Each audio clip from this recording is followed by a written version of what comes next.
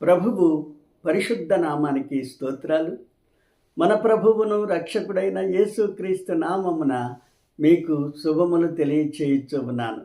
ఈ దినమందు పరిశుద్ధాత్మ దేవుడు ఒక ప్రత్యేకమైన సందేశాన్ని మన మధ్యకు తీసుకురావాలని ఆశపడుతూ ఉన్నాడు. సందేశము ఏమనగా, దేవుని చేతి వ్రాత, హ్యాండ్ రైటింగ్ ఆఫ్ గాడ్, దేవాది దేవుని యొక్క చేతి వ్రాతను గురించి మనతో మాట్లాడాలని ఆశపడుతూ ఉన్నాడు. దేవుడు తన చేతి వ్రాతను ఎందుకు ఈ లోకానికి చూపించాడు? ఆయన ఏమని రాశాడు? ఎందుకు రాశాడు? ఎప్పుడు రాశాడని మనం ఆలోచించినప్పుడు ప్రకటన గ్రంథము 20:12 మనము చదివినట్లయితే, గొప్పవారేమి కొద్దివారేమి మృతులైన వారందరూ ఆ సింహాసనము ఎదుట నిలవబడి ఉండుట చూచితిని. అప్పుడు గ్రంథములు విప్పబడెను, మరియు జీవ గ్రంథమును వేరొక గ్రంథము విప్పబడెను. ఆ గ్రంథముల యందు వ్రాయబడి ఉన్న వాటిని బట్టి తమ క్రియల చొప్పున, ఆ గ్రంథముల యందు వ్రాయబడి ఉన్న వాటిని బట్టి తమ క్రియల చొప్పున మృతులు తీర్పు పొందిరి అని చదువుచు ఉన్నాం.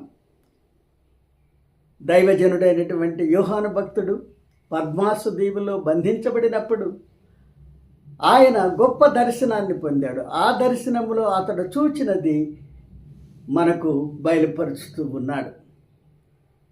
దేవాది దేవుడైన యేసుక్రీస్తు వారు ధవళ సింహాసనం మీద కూర్చున్నప్పుడు, మృతులైన వారందరూ ఆయన ఎదుట నిలవబడినప్పుడు, ఆయన తీర్పు తీర్చుచున్నప్పుడు, తీర్పులోనికి వచ్చిన వారందరూ తమ క్రియల చొప్పున తీర్పు తీర్చబడి నరకానికి పంపించబడుచు ఉన్నారు, ఆ పాతాళ లోకంలోనికి నెట్టబడుచు ఉన్నారు. అయితే ఆయన యందు విశ్వాసం ఉంచిన మనము, ఆయనను రక్షకునికి అంగీకరించిన మనము ఆ తీర్పులోనికి పోకుండా ఆ నిత్య జీవంలోనికి దాటిపోవుటకు, అనగా ఆ పరలోక రాజ్యమునకు పోవుటకు మనమేమి చేయవలనని మనం ఆలోచించినప్పుడు, దేవాది దేవుడు ఈ లోకానికి చూపించినటువంటి చేతి వ్రాతలను గురించి అనుదినము ధ్యానించవచ్చు. వాటిని మన హృదయములలో ఆచరించుచున్నట్లయితే ఆ దినమందు, ఆ తీర్పు దినమందు తీర్పులోనికి రాకుండా మనము నిత్య జీవములోనికి, ఆ పరలోక రాజ్యమునకు పోగలిగిన వారమవుతాం. అయితే దేవుడు ఎందుకు, ఎక్కడ, ఏమి వ్రాశాడని మనం ఆలోచించినప్పుడు, మొట్టమొదటిగా దేవుడు రాతి పలకల మీద వ్రాశాడు. మొట్టమొదటిగా దేవుడు రాతి పలకల మీద రాశాడు. God wrote on the tablets of stones. నిర్గమకాండము 24:12 మనం చదివినట్లయితే, నిర్గమ 24:12, అప్పుడు యెహోవా మోషేతో ఇట్లనెను, నీవు కొండ ఎక్కి నా యొద్దకు వచ్చి అతడ ఉండుము, నీవు వారికి బోధించున్నట్లు నేను వ్రాసిన ఆజ్ఞలను, ధర్మశాస్త్రమును నీకిచ్చేదనని చెప్పాడు. కనుక మోషే సీనాయి కొండ మీదకి వెళ్ళినప్పుడు దేవాది దేవుడు ఆయన చేతితో వ్రాసినటువంటి 2 రాతి పలకలను మోషేకిచ్చాడు.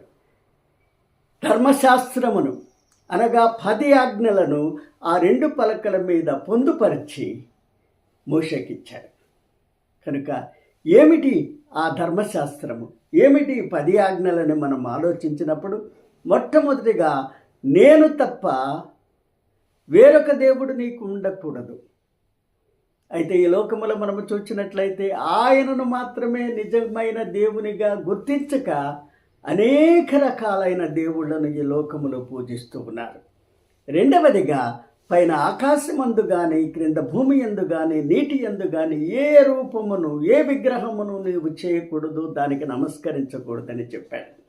అయితే ఆకాశమనే గురు పక్షులను, భూమి మీద సంచరించు జంతువులను, నీటిలో తిరిగేటువంటి చేపలను కూడా దేవుళ్ళని అనేకులు ఆరాధిస్తూ ఉన్నారు.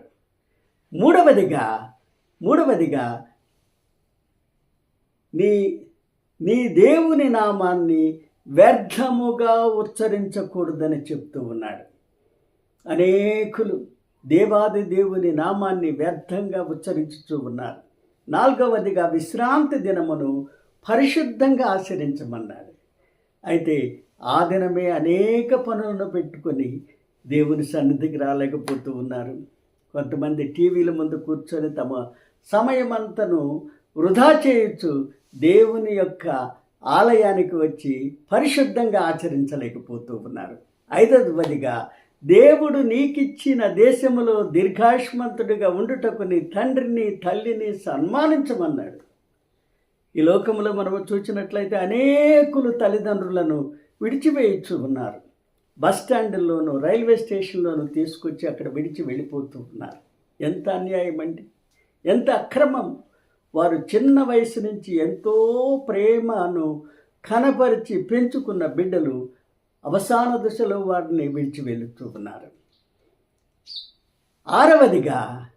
ఆరవదిగా నరహత్య చేయకూడదు.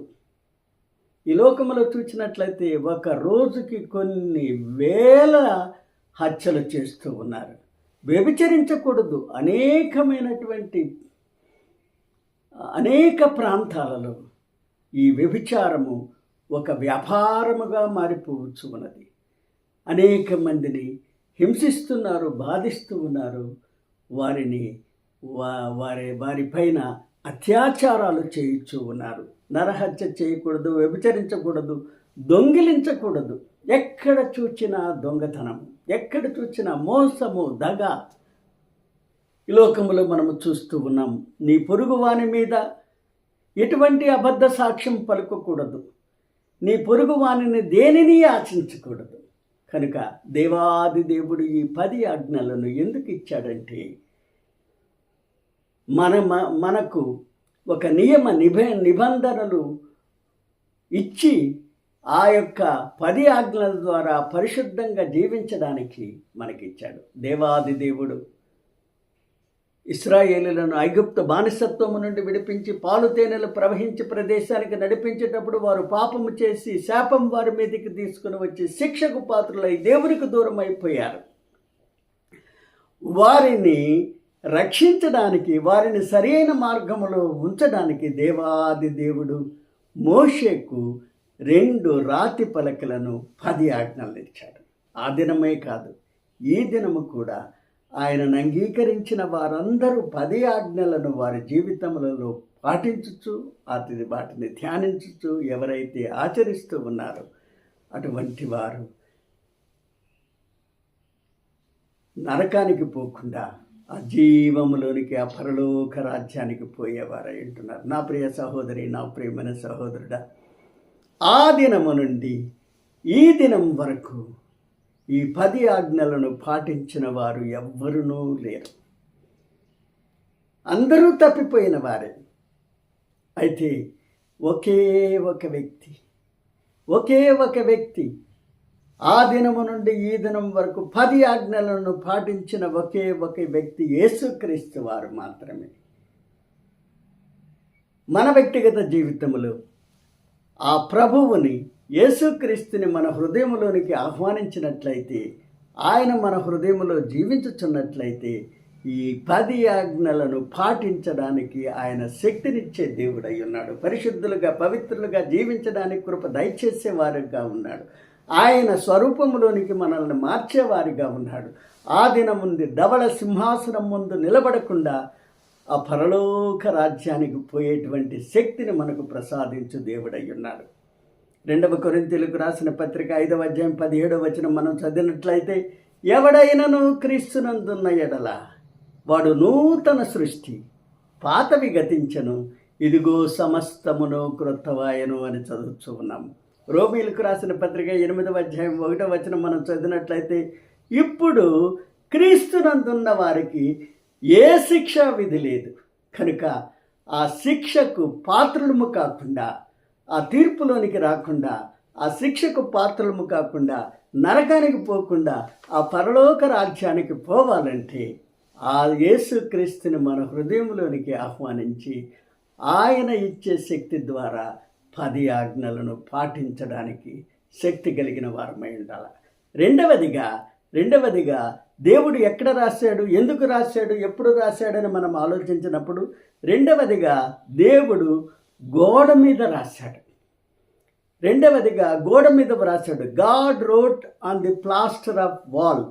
ఎందుకు రాశాడు? దానియేలు గ్రంథము 5వ అధ్యాయం 5వ వచనం మనం చదివినట్లయితే, ఆ గడియలోనే మానవ హస్తపు వేళ్ళు కనబడి దీపము దగ్గర రాజు యొక్క నగర గోడ పూత మీద ఏదో వ్రాయుచున్నట్లు ఉండెను. ఏమిటిది? ఎవరు చూశారు అని మనం ఆలోచించినప్పుడు, రాజుకు బెల్షాజరు ఆయన తన అధిపతులకు దగ్గర 124 పరగణాల్లో ఉన్నటువంటి అధిపతులకు గొప్ప విందు చేశాడు. ఆ విందులో అతను చేసిన కార్యం ఏమిటో తెలుసా? తన తండ్రి అయినటువంటి నెబుకద్నెజరు యెరూషలేము దేవాలయము నుండి తీసుకొని వచ్చిన సువర్ణ పాత్రలను వాటిని ఆ యొక్క విందులోనికి తీసుకుని రమ్మని చెప్పి, ఆ యొక్క సువర్ణ పాత్రలలో ద్రాక్షారసము పోసి వారి చేత తాగించాడు. అంతేకాకుండా విగ్రహారాధన, అనేక రకములైన విగ్రహాలను ఆ స్థలానికి తెప్పించి విగ్రహారాధన చేశాడు. దేవుని ఉగ్రత అతని మీదికి వచ్చింది. నా ప్రియ సహోదరి, నా ప్రేమ సహోదరుడా, జరిగిన విషయం ఏమిటనగా, దేవుని హస్తపు వ్రేళ్ళు రాజు నగరి యొక్క గోడపూత మీద వ్రాయిచూ కనబడ్డది అతనికి. అతని కాళ్ళు గడగడగడ వణిగిపోయింది. రాసిన శాసనమేమనగా, మేనే మేనే టెకెల్ ఉపార్సిన్, అనగా నీ యొక్క కాలము ముగించబడినది. నీవు త్రాసులో తూచగా, నిన్ను త్రాసులో చూచగా ఎంతో తక్కువగా కనబడితివి. కనుక నీ రాజ్యమును విభాగింపబడి మదీయులకును పారసీకులకును ఇవ్వబడునని రాశాడు. ఆ రాత్రి అందే పారసీక రాజు ఆ దేశం మీద దండెత్తి అతన్ని చంపి ఆ దేశాన్ని హస్తగతం చేసుకున్నాడు. నా ప్రియ సహోదరి, నా ప్రేమైన సహోదరుడా, ఇక్కడ పరిశుద్ధాత్మ దేవుడు ప్రతి ఒక్కరిని హెచ్చరిస్తూ ఉన్నాడు. ఏమిటి ఆ హెచ్చరికని మనం ఆలోచించినప్పుడు, ఈ దినమందు ఆ దేవాలయములు అంటే ఏమిటి, ఆ సువర్ణ పాత్రలు ఏమిటని మనం ఆలోచించినప్పుడు, పరిశుద్ధాత్మ దేవుడు ఒక సత్యాన్ని బయలుపరుస్తున్నాడు. ఏమిటనగా 1 కొరింథీయులకు రాసిన పత్రిక 3వ అధ్యాయం 16వ వచనం మనం చదివినట్లయితే, మీరు దేవుని ఆలయమై ఉన్నారనియు దేవుని ఆత్మ మీలో నివసించుచున్నదనియు మీరు ఎరుగరా? ఎవడైనను దేవుని ఆలయమును పాడు చేసిన ఎడల దేవుడు వానిని పాడు చేయునని రాశాడు. నా ప్రియ సహోదరి, నా ప్రియమైన సహోదరుడా, దేవాది దేవుడు ఈ దేహాన్ని ఆయనకు ఆలయముగా మనకు అనుగ్రహించాడు. ఈ యొక్క దేహాన్ని మనము పరిశుద్ధులుగాను పవిత్రులుగాను ఆయనను ఆరాధించడానికి ఉపయోగించాలి. అయితే అనేకులు ఈ దేహమును దేవుని ఆలయముగా ఉన్నదని మర్చిపోయి ఈ దేహముతోటి అనేక రకాల పాపాలు చేస్తూ ఉన్నారు. నోటితో దుర్భాషలాడుతూ ఉన్నారు, కళ్ళతో చూడరాని దృశ్యాలు చూస్తున్నారు, చెవులతో వినరాని విషయాలు వింటూ ఉన్నారు, చేతులతో అనేక మందికి హాని చేయుచున్నారు, కాళ్ళతో పోకూడని ప్రదేశాలకంతా పోవచ్చు ఈ యొక్క పాత్రలను, శరీరములో ఉన్నటువంటి అన్ని అవయవాలను వారు అపవిత్రపరుస్తూ ఉన్నారు. కనుక ఈ దినమందు పరిశుద్ధాత్మ దేవుడు మనతో మాట్లాడే సత్యమేమనగా, ఈ దేహాన్ని పరిశుద్ధంగా ఉంచుకోవాలంటే యేసుని మన హృదయంలోనికి ఆహ్వానించాలి. ఆయన మన హృదయంలో ఉన్నంత వరకు మనం ఎటువంటి పాప కార్యము చేయలేము. ఆయన పరిశుద్ధుడు కనుక పరిశుద్ధులుగా జీవించగలము. ఆయన పవిత్రుడు గనక పవిత్రులుగా జీవించగలము. ఆయన స్వరూపంలోనికి మారుచు ఉన్నాము గనుక ఆయన వలె పరిశుద్ధత, పవిత్రత కలిగి దేవాది దేవుని గుణ లక్షణాలు కలిగి ఈ లోకములో మనము జీవించగలము. కనుక ఆ తీర్పు దినమందు మనము తీర్పులోనికి రాకుండా నిత్య జీవములోనికి, ఆ పరలోక రాజ్యానికి పోవడానికి అర్హత పొందుతూ ఉన్నాము. మూడవదిగా దేవుడు నేల మీద రాశాడు. మూడవదిగా దేవుడు ఎక్కడ రాశాడని మనం ఆలోచించినప్పుడు, మూడవదిగా నేల మీద రాశాడు. God wrote on the ground.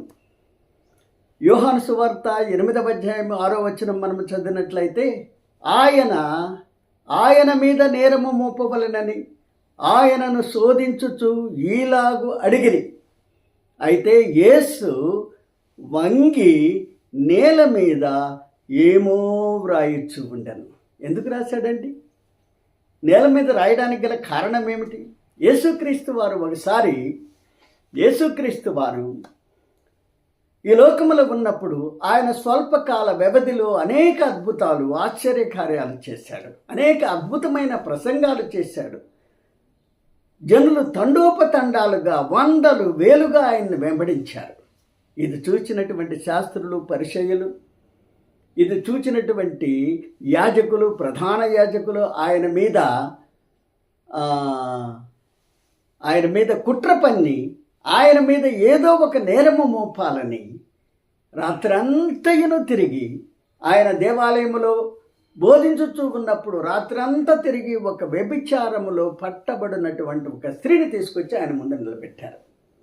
అంటున్నారు, బోధకుడా, ఈమె వ్యభిచారములో పట్టబడ్డది. ధర్మశాస్త్రం ఏమని చెప్తుంది? అటువంటి వారిని రాళ్ళు తీసుకొని కొట్టి చంపమని చెప్తూ ఉంది. మరి నీవేమంటావని చెప్తూ ఉన్నాడు. యేసుక్రీస్తు వారి మాటలు వింటూ ఉన్నాడు, కానీ ఆయన నేల మీద ఏమో రాయిచ్చు ఉన్నాడు. నా ప్రియ సహోదరి, నా ప్రియమైన సహోదరుడా, యేసుక్రీస్తు ఆయన పరమజ్ఞాని, వారి యొక్క దురాలోచన తెలిసినవాడు. కనుకనే ఆయన నోరు తెరిచి, వారు పదే అడుగుతుండగా ఆయన నోరు తెరిచి చెప్పిన మాట ఏమిటో తెలుసా? మీలో పాపము చేయని వారు మొదట ఆమె మీద రాయి వేయమన్నాడు. వారి పాపాలన్నీ వారు చూసుకున్నారు. వారు రాయి వేయడానికి అర్హత లేదని తెలుసుకున్నారు. ఒక్కొక్కరు ఆ రాయి కింద పడవేసి వెనుకకు జరిగిపోయారు. నా ప్రియ సహోదరి, నా ప్రేమన సహోదరుడా, ఒక దైవజనుడు అన్నాడు, రాత్రంతా ఎతికారంట ఆమె కొరకు, ఆయన మీద నేరం మోపాలని. అయితే యేసుక్రీస్తు వారు రాత్రంతా మోకరించి ప్రార్థిస్తూ ఉన్నాడు. ఏ విధముగా ఈ స్త్రీని రక్షించాలని దేవాది దేవుని యొక్క జ్ఞానముతో ఆయన నోరు తెరిచి చెప్పిన మాట, మీలో పాపము చేయనివాడు. ఎవరండి ఈ లోకములో పాపము చేయని వారు? అందరూ పాపము చేసి ప్రభు యొక్క మహిమను పొందలేకపోతూ ఉన్నారు. దేవుని వాక్యం ఏమని చెప్తూ ఉన్నదంటే, మత్తయి సువార్త 7వ అధ్యాయం 3వ వచనము, నీ కంటిలో దూలం ఉంచుకొని ఎదుటి వాని కంటిలో నలుసును ఎంచట ఎలా అని హెచ్చరిస్తూ ఉన్నది. మన కంటిలో దూలం పెట్టుకొని ఎదుటి కంటిలో ఉన్నవారి యొక్క నలుసుని ఏ విధంగా ఎంచగలం? అంతేకాకుండా యోగి వేమన కూడా ఒక మాట అంటున్నాడు, తప్పులెన్ను వారు తండోపతండాలు ఉరివి జనులకెల్లా ఉండు తప్పులెన్ను వారు తమ తప్పులెరుగాయ విశ్వధాభిరామ వినురవేమ అని చెప్తూ ఉన్నాడు. తప్పులెన్ను వారు తండోపతండాలుగా ఈ లోకములో ఉన్నారు. వారి యొక్క తప్పులు, ఎదుటి వారి తప్పులు వారికి కనపడుతున్నాయి, కానీ వారి యొక్క తప్పులు వెనుకనే ఉన్నాయి.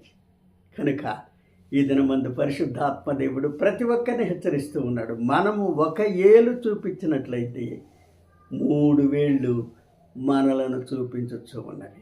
కనుక నా ప్రియ సహోదరి, నా ప్రియమైన సహోదరుడా, ఈ దినమందు పరిశుద్ధాత్మ దేవుడు ప్రతి ఒక్కరిని హెచ్చరిస్తూ ఉన్నాడు. ఎవరిని తీర్పు తీర్చడానికి మనకు అధికారం లేదు. మనం అర్హత లేని వారమే, అయోగ్యులము. ఇతరులను ఏ విధముగా మనము తీర్పు తీర్చగలము? కనుక ఈ లోకంలో యేసుక్రీస్తు వారు నేల మీద వ్రాసినటువంటి రాత ద్వారా ఆయన ఆ స్త్రీని రక్షించగలిగాడు. మనకు ఒక గొప్ప ఆత్మీయ పాఠాన్ని నేర్పించగలిగాడు. నాలుగవదిగా దేవుడు మన హృదయాల మీద కూడా వ్రాయిచ్చు ఉన్నాడు. దేవుడు మన హృదయాల మీద వ్రాయిచున్నాడు. God is writing on the human hearts. హెబ్రీయులకు రాసిన పత్రిక 8వ అధ్యాయం 10వ వచనం మనం చదివినట్లయితే, ఆ దినములైన తరువాత ఇశ్రాయేలీయులు ఇంటి వారితో నేను చేయబోవు నిబంధన ఏమనగా, ఇశ్రాయేలు ఇంటి వారితో నేను చేయబోవు నిబంధన ఏమనగా, వారి మనసులలో నా ధర్మ విధులను అనగా 10 ఆజ్ఞలను ఉంచుతూ ఉన్నాను. వారి హృదయముల మీద వాటిని వ్రాయిస్తూ ఉన్నాను అన్నాడు. మనమెవరమండి? మనము ఆత్మీయ ఇశ్రాయేలీయులమై ఉన్నాము. మన హృదయముల యందు ఆయన యొక్క ధర్మ విధులను 10 ఆజ్ఞలను ఉంచాలని ఆశపడుతూ ఉన్నాడు. మన హృదయాల మీద ఆయన 10 ఆజ్ఞలను రాయాలని ఇష్టపడుతూ ఉన్నాడు. నా ప్రియ సహోదరి, నా ప్రేమన సహోదరుడా, కనుక ఈ దినమందు పరిశుద్ధాత్మదేవుడు 4 రకాలైనటువంటి చేతి వ్రాతలను మనం చూపించాడు. మొట్టమొదటిగా రాళ్ల మీద రాయడానికి గల కారణం ఏమిటనగా, మానవ హృదయము కఠినమైనది, రాతి హృదయం కలిగి ఉన్నది కనుక రాతి బండల మీద రాశాడు. రెండవదిగా, దేవునికి మనకు మధ్య అడ్డుగోడలు మనం కట్టి కొనుక్కున్నాము కనుక దేవాది దేవుడు గోడ మీద రాశాడు. అడ్డుగోడలు మనము కట్టుకొని ఉన్నాము గనుక గోడల మీద రాశాడు. మూడవదిగా, మనము మంటివారమై ఉన్నాము కనుక, మనము మరణించిన తర్వాత మంటి అయిపోతున్నాము కనుక ఆయన నేల మీద వ్రాశాడు. ఆఖరిగా మన హృదయాల మీద వ్రాయిస్తూ ఉన్నాడు, శాశ్వతమైనటువంటి. కనుక హృదయాల మీద రాస్తూ ఉన్నాడు, మన మనసులో దాచిపెడుతూ ఉన్నాడు, మన హృదయాల మీద రాస్తూ ఉన్నాడు. అనగా అనుదినము ఆ వాక్యాన్ని, ఆ దేవుని యొక్క ధర్మశాస్త్రాన్ని, ఆ 10 ఆజ్ఞలను అనుదినము ధ్యానించచ్చు.